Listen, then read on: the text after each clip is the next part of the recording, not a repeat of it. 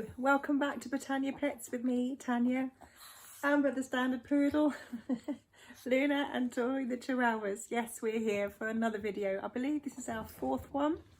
And so far we have covered feet care, ear care, faces. And today we're looking at actual brushing of your dog from start to finish, just to keep your dog's coats in really good condition.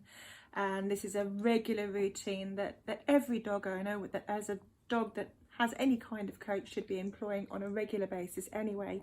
But hopefully this will give you some little bit of extra tips and a guide and help you all to just keep on top of things and make things easier for yourselves and your dogs whilst we're all going through this coronavirus together.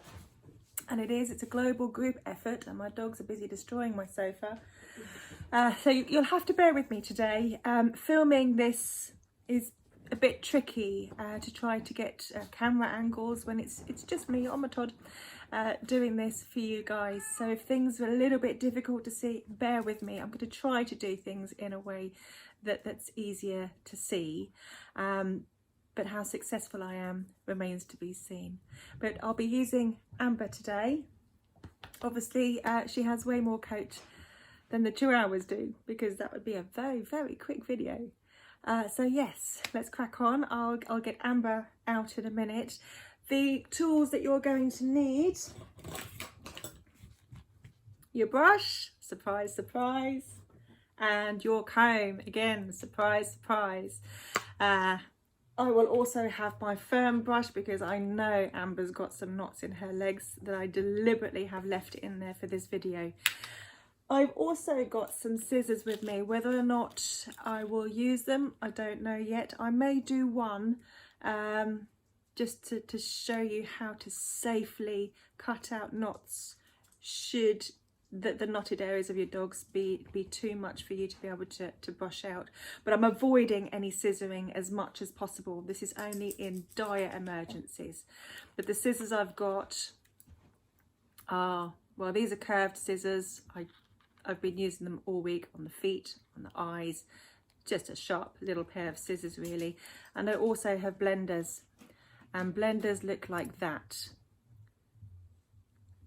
Now, most owners won't have blenders, but if you do, these are excellent for scissoring out knots without getting that blunt area of missing coat. But let's crack on. Bear with me and I'll get Amber back. Right, so I have Amber. Bless her, she's not very sure. Don't have a grooming table at home, and this would be very difficult for me to demonstrate on the floor, because I would be crouching down. I'm already crouching down, and she's too big to put on my dining room table. If I had a coffee table, I would have used that, but I don't. They're just dust collectors, aren't they? So I've got Amber up on the sofa whilst I'm perched on my little footstool. But as you can see, Amber's coat and the way that she's cut, she's got a fair amount of length on her body, so enough to do a bit of demonstrating on, but not huge amounts. What she does have is big fluffy pom-pom legs, so that area will be very easy for me to show you how to do proper line brushing. We did the head and the face and the ears already, so I'll be ignoring that for now, apart from explaining where they fit in with the grooming. and feet we've also covered as well, so that should be, yes, your feet, that should be all right. But if we look at the anatomy of a dog and the way that they are shaped, the way they're constructed, and the way that they move, it's very easy to see the areas of coat that need the most attention. Most owners are very, very good at brushing the easy bits, and by the easy bits I mean the body, maybe a bit here, but sometimes that's a bit hit and miss, and the sides of the legs. But they forget my dogs are stupids. They forget that a leg is a full circle going around, so you've got to concentrate on the insides of the legs, back and front as well. The lower legs, the shoulders, any friction area. So armpits are always missed. Yes, I know, your armpits just here. That always gets missed by owners because it's tucked up, it's awkward to get to, it's difficult. I understand that completely. Necks get missed out and neglected. I think people forget that that's important. And the reason that's important and gets matted up so quickly is, of course, the dogs wear collars. And the collars move on the coat, cause friction, and that mats up. Another area, if your dog has a harness and wears a harness on a regular basis. Amber, sit, good boy. Most harnesses go around here, and then of course around the back and underneath the chest, and sometimes they come down here as well. So the same applies. You get friction as the dogs are walking wearing their harnesses and that creates matting, so those areas need careful attention. So necks, armpits, hocks and toes. And if we think of the song, necks and armpits, hocks and toes, necks and armpits, hocks and toes, and beards and ears and tails and bum. Yeah, my son likes this one. Necks and armpits, hocks and toes, they are very, very important areas. So don't forget to concentrate on those areas and get those difficult areas done first before you even crack on with the easy bits, because once you've done those tough bits, the easy bits, well, they're easy. Consider them as a reward. Can you tell she wants to be brushed? Yes. So I'm going to move you in closer and concentrate on brushing her lower legs so that you can see the way that I brush legs, because the lower legs, where the pasterns and the hocks and all four legs are critical, and those areas get knotted so easily. Of course, they're moving around and getting mucky as well, and are so often missed by clients. And the legs are important. If we have to clip a body coat short, that's fine. If you've got to clip the legs off short, it's not so good. I don't know any dogs that really can carry off the skinny legged look, and especially not if an owner wants to keep a longer coat on the body, skinny legs, your dog ends up looking like a hedge or a sheep. So let's avoid that if at all possible. Now, brushing out the lower legs, there are some areas that really get matted more than others. And the first area is in between the rear foot pad and then the stop pad, which is back here. And so many people forget about that. And this area here gets covered in knots. Of course, the feet get knotted, but we covered that in the previous video, all about feet. So if you haven't seen that, go back and watch it.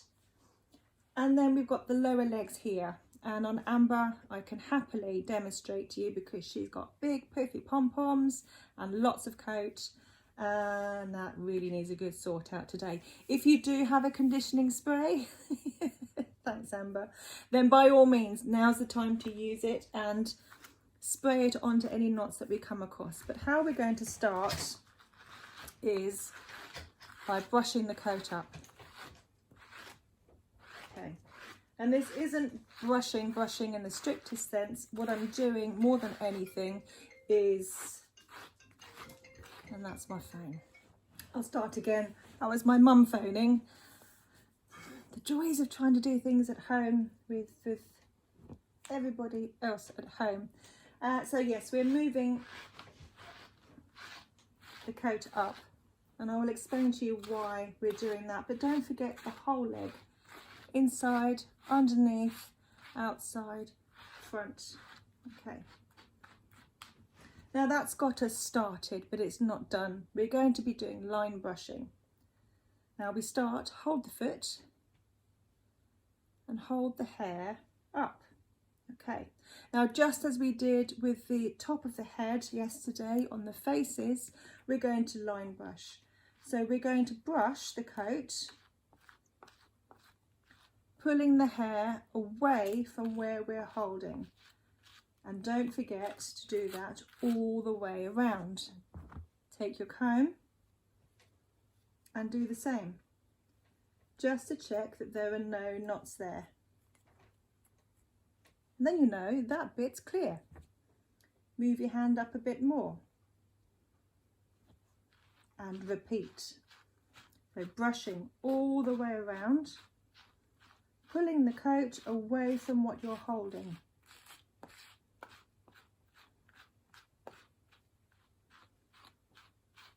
And when you've got enough, run the comb through. Haven't found any knots yet, Amber. What's going on? There's one. Find a knot, just as we did with the ears. Hold the coat with the knot on it at the base of the hair, away from the skin, and then you can gently use your comb to pull the knots out. Go back to where you were and run the comb through again. If you find any more, you're not done. And repeat. And we basically do this action the whole way up the leg. Pulling coat away with the brush and then combing it. Not forgetting the back and all sides. Move up and repeat.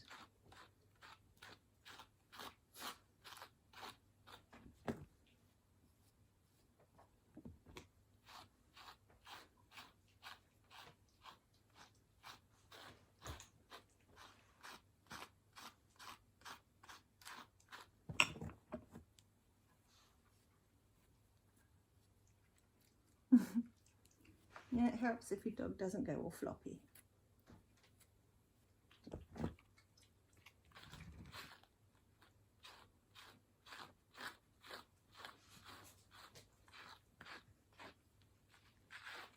Now, in brushing this way, you'll notice that never am I dragging my brush across her skin, because that hurts. It irritates the dog and makes them not like it very much. I'm always pulling away from the skin so that these brush bristles do not touch her skin, do not cause irritation. She will not get brush burn. She will not like it. And as you can tell, she absolutely loves being brushed. She finds it very relaxing.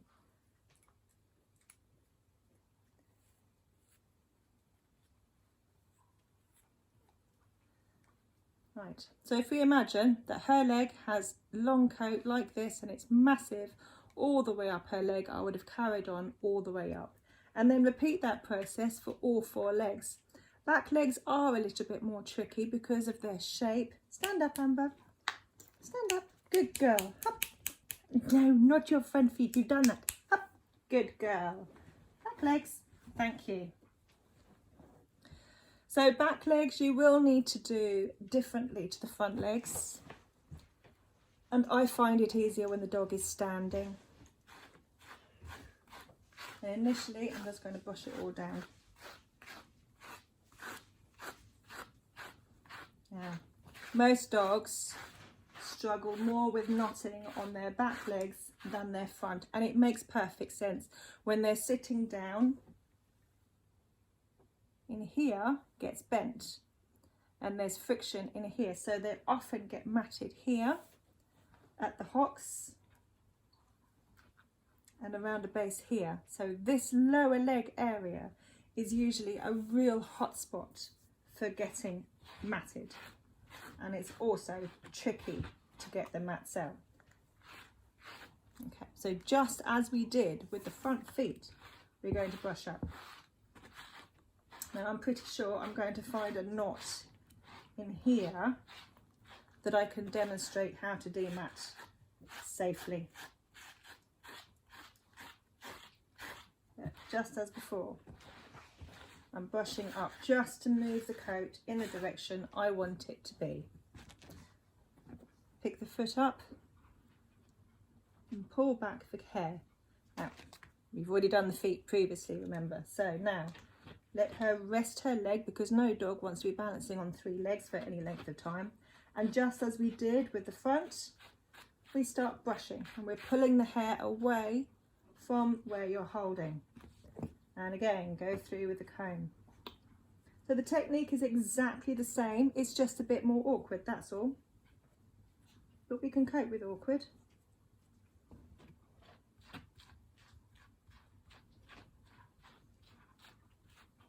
Don't forget to go all the way around the leg. Don't just do this bit that's easy.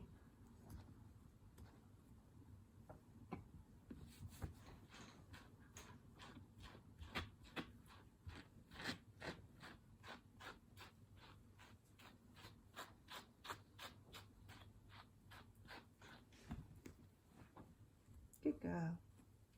Good girl, Amber. You're being very helpful.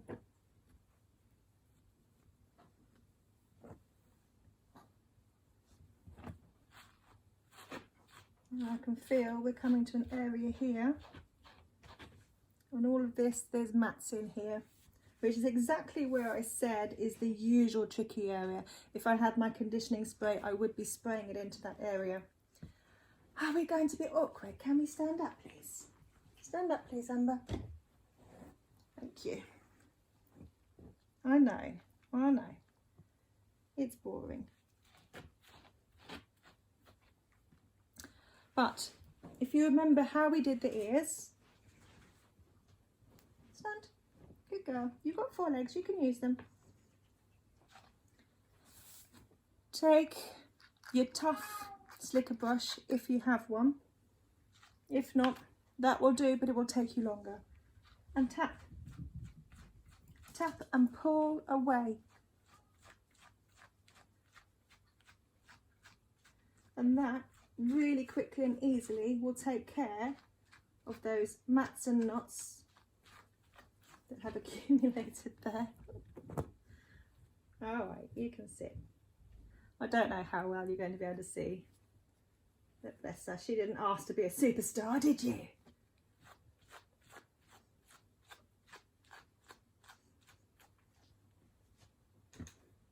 Okay. So if you carry on all the way up the leg, you will find that that gets done in no time, and those knots that were there in the little bend there have gone. They're all clear. Actually, she didn't have any knots that were worthy of getting the scissors into. Now, the next hotspot area for brushing, as I've mentioned previously, armpits, and that is a tricky area to do because it's all hidden underneath the legs. And if you've got a dog, breeds that I refer to as armpit dogs, so your little short-legged dogs, your Scottish Terriers, your Shih Tzus that have got short little legs, they've got all armpit here and they are so prone to matting. Fortunately, Amber's very, very helpful. You are, and she will let me get right in there and brush.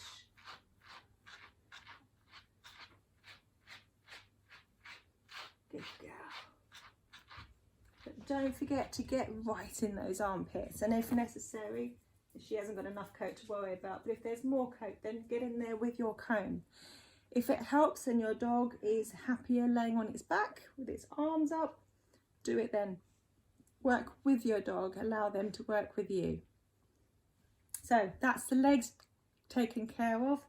Next, and the rest of the body, that's easy peasy, using the same technique. Amber, come. Good girl. Using the same technique, imagine this is her back, because, well, I don't want to get her to move.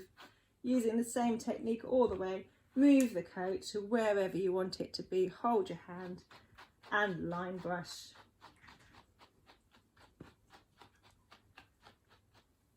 And always, always making sure you go through with a comb. If your comb gets stuck, you're not done. You've got a knot and you've got to get it out, just as I've demonstrated previously. Don't forget tails. Tails are always forgotten. I need your bum, love. I do. I need your bum. Good girl. We're going to toe. Step. I don't want your foot again. We've done that. We've done that foot. I want your bum. Good girl. Stand. Oh. There we go. Tails. Don't forget the tails. So many owners forget tails. Now, regardless of what breed you've got, they're very, very important. Now, obviously, dock tails are no longer allowed in this country, so we have long tails on standard poodles now. They're no longer docked. But this coat is very prone to matting, as are so many other dogs, spaniels and the like. Any poodle mixes, Shih Tzus, Bichons, dogs with long tails. So don't leave your tails out. Give them a really, really good brush.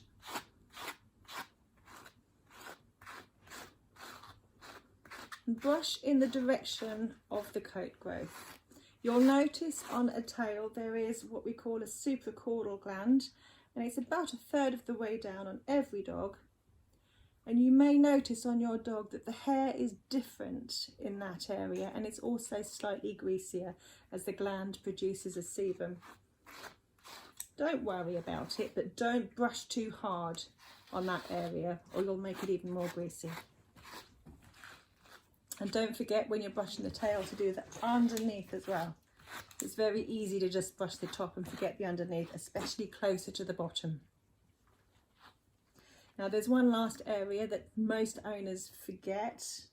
Stand, come on, hop, hop, hop.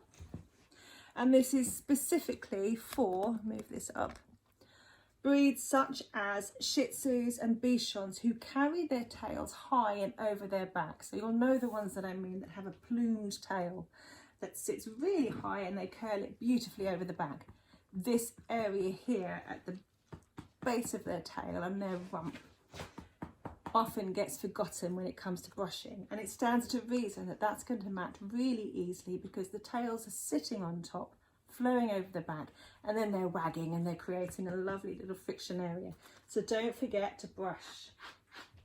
And just as we did before, move the coat up, put your hand down and line brush, pulling the coat away from where you're holding. Thigh areas, they also get a bit messy and muzzy and knotted up because when a dog sits down and lies down, these are the areas, and I can usually tell from a dog that comes in which is their preferred way of sitting because one side will be less matted than the other. But just as before, all right, she hasn't got much coat for me to demonstrate on. Stand, good girl. But hold it up out of the way and brush the coat down. Don't forget tummies, especially if you've got a boy dog. I don't have a boy dog to demonstrate on. I'm quite grateful for that. But imagine they've got a willy here. Willies are often matted, knotted, got knots around here. And of course, if they've still got their testicles, that area there will also get knotted and matted. Stands to reason, really. And I know a lot of owners aren't keen on brushing, but don't forget the underneath. Bums and tums are really, really important, and the inner thigh as well.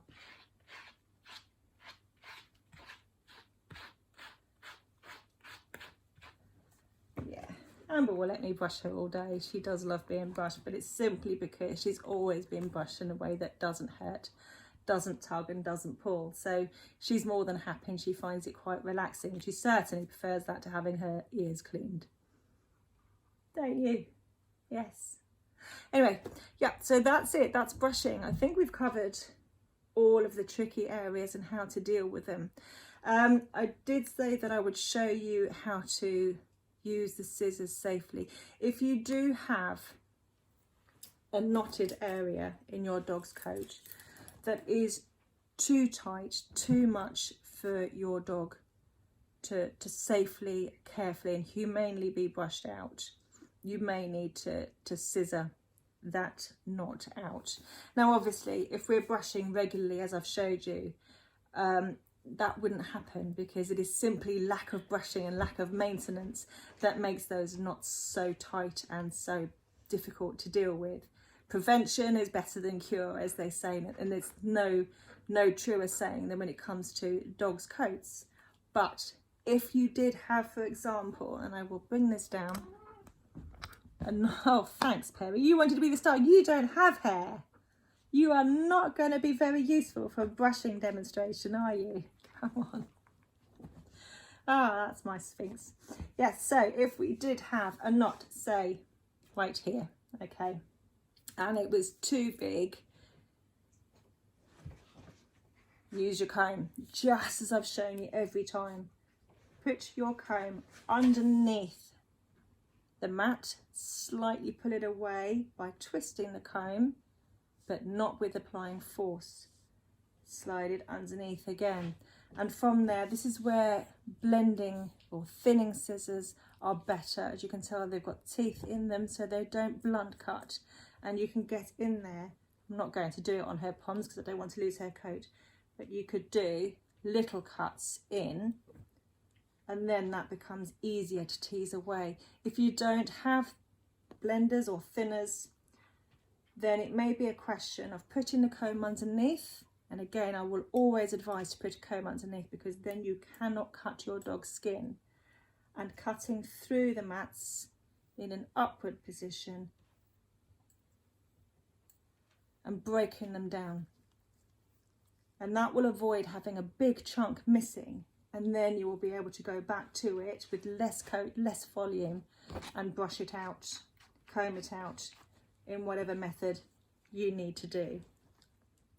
Now, as I said previously, I haven't covered the brushing of the face and the ears or the feet in this video, specifically because I have covered them in previous videos. So if you do have tricky areas on the ears, refer back to our video regarding ears. If you're having trouble with the muzzle area of your dog, refer back to the faces video, and your dog's toes, refer back to our feet video. It's all in there. If anybody has anything particularly that they wish me to cover in future videos, then by all means drop a comment below this, and I will happily see what I can do to create a video that would help you specifically. The one thing I'm not going to offer on these videos, and I have been asked and the answer has been no, is how to style your dog. With over 300 breeds of dog, there's a reason why professional pet groomers have studied and written exams and spent years perfecting their art, is because every dog has their own breed standard and every dog has their own technique. And for me to do a general styling video, I think other groomers, your dog's groomer, would absolutely flip their lid if I did a styling video and then you came in with your schnauzer having poodle legs, for example. And I don't do standard styling across the board for all of the dogs that come in, and not even if it's the same breed. I do a million Westies, and very few have the same cut, because I cater it to that individual dog's shape and coat type, and also the maintenance that their owners are able to stick to at home. So I won't be doing styling. Leave that to your groomer. These videos are purely about keeping our dogs safely maintained, with the emphasis on the word safely, until we can go back to normal and grooming salons can reopen and you can get your dogs booked in again, and then they can be styled professionally in the way that you've become used to. Anyway, I hope this has helped. I hope these will enable your dogs and yourselves to have a much easier time of it during this lockdown. But as I say, any questions, any queries, pop them in the comments below and I will happily answer them for you. And if I can create another video that helps specifically, I will do that for you if I can. But not with a Sphinx cat, who would be a pretty useless example of brushing. Anyway, we love you lots and we'll see you soon. Bye!